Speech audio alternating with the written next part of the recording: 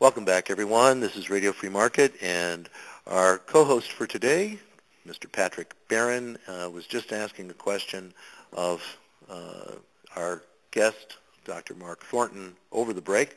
I'm handing it back over to you, Pat. Okay, thank you, Michael. Well, Mark, you were mentioning at the end of the last segment that George Mason University, for example, is close to Washington, and Tyler Cowen may have his eye on a government job or something.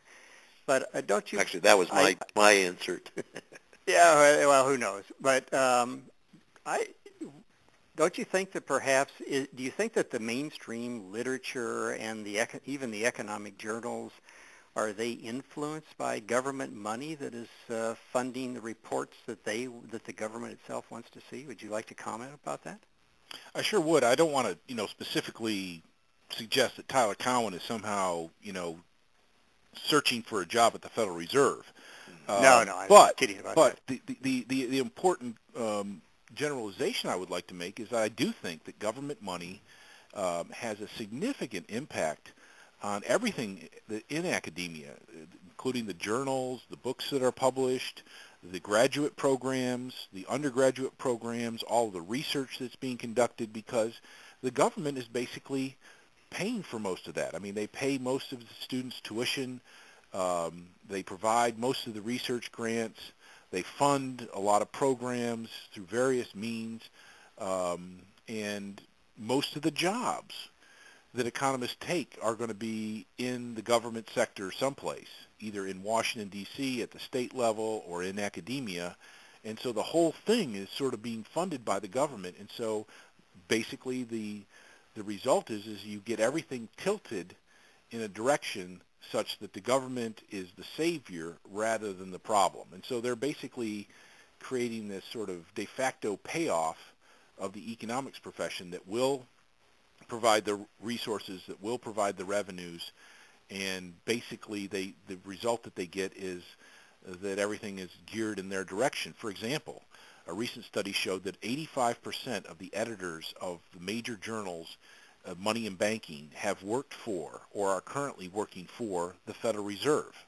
And so what does that tell you? That you don't get ahead. You don't get ahead unless you toe the Fed's line.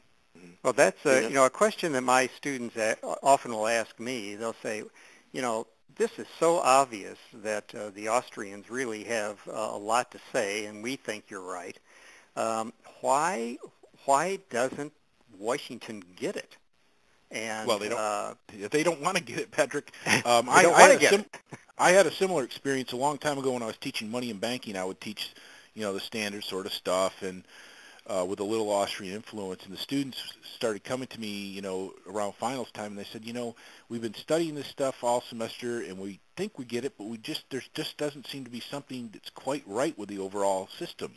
And I said, well, it's important for you to know that the whole thing with the Federal Reserve and the money supply is a scam. It's a scam on the American people. And at first the students didn't believe me that I was telling them it was a scam, but then they realized that if they viewed it as a scam, that everything made sense. And so that's basically the bottom line with the Federal Reserve, is that it's a scam on the American people in favor of government and Wall Street, the banks, and what the lefties would call the power elite in the United States. And so I think that's really the important starting point of the whole thing, and Michael's book does a great job of bringing all that out.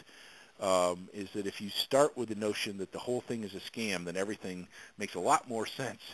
Well, thank you, Mark, and I thank you for, I'm going to have to interrupt you because we have to end our show today, and I thank you for the little plug on my little book, Secrets About Money That Put You at Risk. It's available on Amazon, and I want to thank you, Dr. Mark Thornton and Patrick Barron, for being with us today.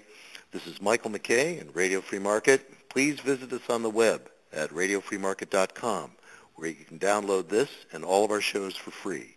And until next week, folks, wherever you are, please stand up for freedom. Thank you for listening.